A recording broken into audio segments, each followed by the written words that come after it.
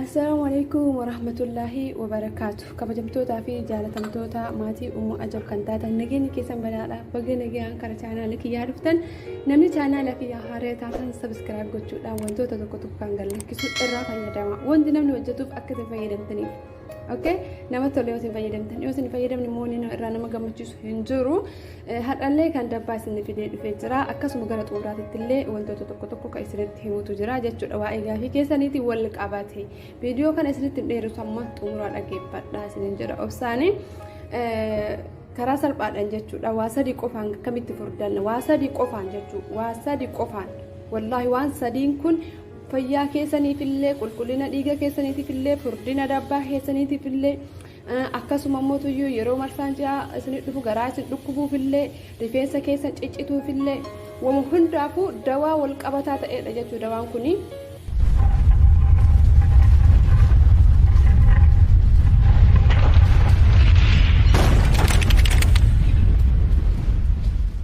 man dhugaa dubbatu fi keessattuu shunfaanni kun jechuudha shunfaanni kun waa hedduuf dawaadha akkuma beekamu biyya arabaa keessatti habbirra shaad kuni dallatu irra jira akkuma arguu jirtanii milikita dallaa jechuun dallaa gaawwaa jechuudha wanta buna itti danfisuuf jirra arabaa irra jira jechuudha yeroo hedduu arabdoonni timiratti godhuudhaan sooratan jechuudha timirri mootuyyuu gogiinsa garaatiif baay'ee dawaa guddaadha hin beekta yoo ta'e saniif kunillee immoo dawaa gogiinsa garaati jechuudha gogiinsa garallee ni balleessa waa hedduuf dawaadha rifeensa keenyallee soorata nu soorannu nyaata nu nyaannu akka nurraa ciccinne akka nu dheeratu akka nuuf bareedu nuuf taasisaa jechuudha ergaa kunillee mootuyyuu akkuma isin beektan tamir hojii yeroo hedduu arabni ni sooratti faayidaa addaa faayidaa waa hundaan adda qaba baay'ee qaama keenya barbaachisaa keessattuu furdina irratti sheeppii keenya bareechisuu qaama keenya furdisee miidhagsuu irratti gahee guddaa qaba jechuudha jinjilaanni eegaa mootuyyuu kuni asirratti daa'imi dawaa hundaati daa'ima oriijinaala yoo argattan jechuudha daa'ima oriijinaala isin barbaachisa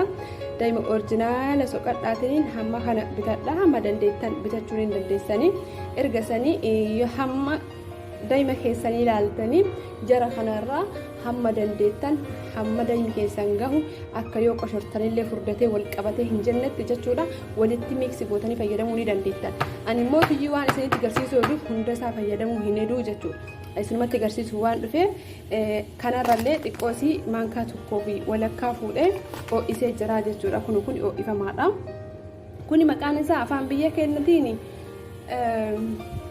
saliixii jedhama jechuudha saliixii afaan biyya keenyatiin jechuudha saliixiidha afaan biyya arabaatiin zinjilaan yookaan immoo tuyyuu maal jedhama simsimaa jechuudha inna kun immoo tuyyuu habbirrashaa dhaqqoosin jedhee afaan biyya keenyatiin immoo tuyyuu suufaan habbirrashaad habba hamraa jedhama afaan biyya arabiitiin kun immoo daa'ima asaliidha ergaa jara sadiin kana qofa jechuudha jara sadiin kana qofa waa hedduu faayidaa hedduu akka nu oolutti irraa fayyadamuu ni dandeenya jechuudha keessattuu sheeppii bareedaa dabbaa keenya shakkii malee jechuu furdisnee guddisnee akka nuuf bareedu taasisuu ni dandeenya jechuudha fuula keenyallee akka nuuf guutu taasisuu ni dandeenya jechuudha ergaa karaa hojiitti mee haaseennu daqiiqaa isinitti dheeressuu waan hin barbaanneef jechuudha daa'imarraa hamma kana ni fudhanna fakkeenyaaf maankaa tokko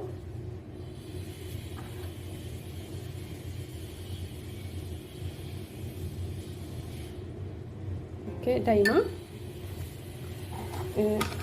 egaa kana mootuyyuu kuni isa jiraanire xiqqoo keessaa qulqulluudha waan ta'e garuu mootuu xiqqoosi lallaaltanii keessa ho'istanii ergasii itti naqxanii maankaa tokko jechuudha akka viidiyoo sirriitti mul'atuuf guddise malee maankaan tokko yeroo tokkoof gahaadha kanallee keessaa guuree qulqulleessetiin jira itti gootanii ergasii jara lamaan qofa daa'imochiin sadii mitiire akkanatti waliin dhoyinaa jechuudha ergaa miiksi goona waliin fudhachiisna jechuudha yoo daa'ima barbaachisallee immoo daa'ima itti daballaa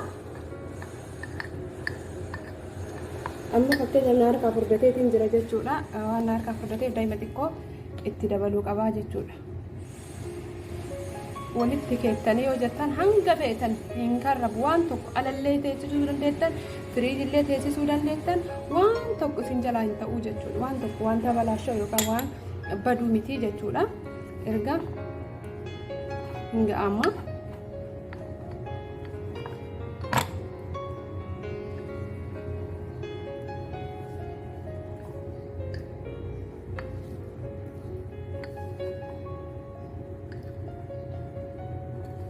akkuma argutti jirtan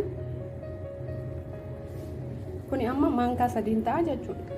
Gabaabumatti maankaa sadii guyyaa tokkoof waan isinii ta'uu jechuudha. Ganamatti yoo hojjettan yookaan galgalatti hojjettan maankaa tokko ganama, maankaa tokko galgala, maankaa tokko guyyaa jechuudha. Misaa booda yeroo kamuyyuu jechuudha. Ganama immoo garaa qullatti fayyadama. Ganama garaa qullatti fayyadama yeroo kamuu jechuudha. Bareeda. Eegas immoo misaa boodallee maankaa tokko fudhattan jechuudha. Waan furdinaaf barbaaddaniifu. Galgalallee hirriba dura maankaa tokko fudhattanii jechuudha. Ergasii yoo jiraatu aannan haliiba tokko irratti nu dhuydanii sana booda shakkii tokko malee torbee tokko osoo addaan hin kutin guyyatti kana maankaa agas fudhattanii jennaan osoo addaan hin kutin torbee tokko keessatti garaagarummaa isaa argitanii jechuudha. Egaa obboleewwan kiyyaa kun viidiyoo kan asumatti isinirraa gabaabsa. Yoo isiniif hin galle deebitanii gaafachuu ni dandeessu.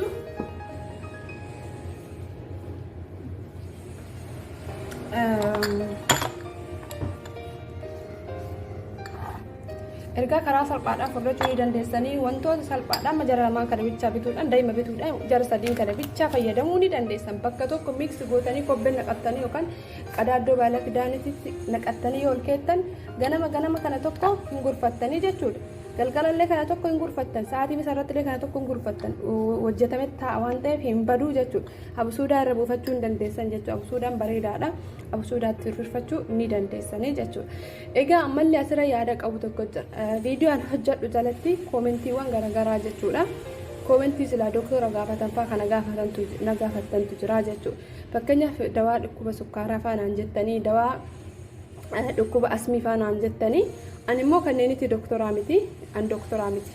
Wanni himuu barbaadu duraan dursee wantoota mana keessatti dalagaman kan dawaa akka dawaa biyya keenyaa fakkeenyaaf karaa salphaadhaan sooratarraa jechuudha. Waan mana keessa jiran tokko waan rifeensi kennuun irraa ciccitu akka hin cinne taasisu osoo kiniin ta'in osoo mootuyyuu marfeen ta'in karaa salphaadhaan mana keessatti waan argannu akkasuma waan fuula keenya shifniinaa balleessu akkasuma mootuyyuu waan qaama keenya nu miidhagsu tokko deebi'eema waa'ee furdinaa kanarratti irra caalatti muuxannoo qaba kan isiniin jedhe kanaan durallee viidiyoo hojjedheetiin jira. Garuu sababa warreen gooyinatti fideef haqi viidicha sana jechuudha tiktookirra gadhiisetiin ture. Egaa kana malee kan hojjedhu dhukkuba sukkaaraa hojjettan fakkeenyaaf dhukkuba sukkaaraatiif kan addawaadha jedhee osoo waa hime baay'ee waan of eeggannoo nama barbaachisuudha jechuudha. Lafumaa kaanii waan namatti himanii garuu mana keessatti soorata kanaan wal qabateen dhukkuba sukkaaraatiif soorata ta'u sarchi gootee baastee waan mana keessa jiru yoo ta'e walii himan kana hin hima rakkoo hin qabu. Waan gara kaaniin dhukkuboota dawaa qabu akkasii sana hin gaafatinaa jechuun barbaada. Akkasuma mootuyyuu dhukkuba asmiillee naan jettee obboleettiin kii tokko na gaafatte jechuudha.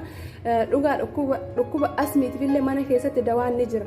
Garuu wantoota badheedha dawaa qabu doktorri ittiin eebbifame osoo jiru ani kana jechuu waan hin dandeenyeef dhukkuba asmiitiif fakkeenyaaf dawaa mana keessaa karaa salphaadhaan jechuudha. Fakkeenyaaf kun amma daa'ima miti. Kuni daa'ima suunfaana jinjilaana kana keessaa hambiftanii absuudaa fakkeenyaaf daa'imatti isin agarsiisa. Dhukkuba asmiitiif jechuudha dawaa kan ta'u jechuudha. Kuni fakkeenyaaf daa'imaa jennu daa'ima ergasii shunkurtii adii jechuudha. Daayitanii faayixanii jechuudha xixiqqeessitanii faayixanii daa'ima kanatti gootan akkanumatti jechuudha daa'ima kanatti gootan jechuudha qullubbii adii faayixanii bulleessitanii jechuudha daa'imatti gootan. Ammallee deebitanii absuudaa daa'imatti gootan maankaa tokko ta'e maankaa lama ta'e amma daa'ima keessanii isintu beeku waan ta'eef absuudaa itti gootan. Egeetti gootanii deebitanii mootuyyuu kana jechuudha. Amma kun dhukkuba asmiitiif baay'ee bareedaadha jechuudha. Kanallee itti gootanii jechuudha. Tokkoffaa qullubbii adii daa'ima absuudaa sunfaana jechuudha. Jara sadiin kana waan kanatti godhaa fayyadama.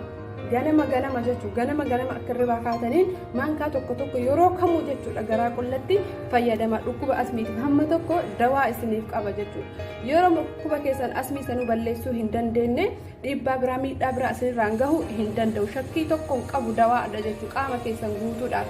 Qaama keessan akka dhukkubbiin garaagaraa dhufeetiin hin saaxilleef isinirraa ittisaa jechuudha sooranni kun yoo asmii maayyuu isinirraa balleessuu baatee jechuudha. Kanaafuu akkasii fayyadama. Garuu asmiidhaa fi absuudni baay'ee dawaa bareedaadha itti fayyadama.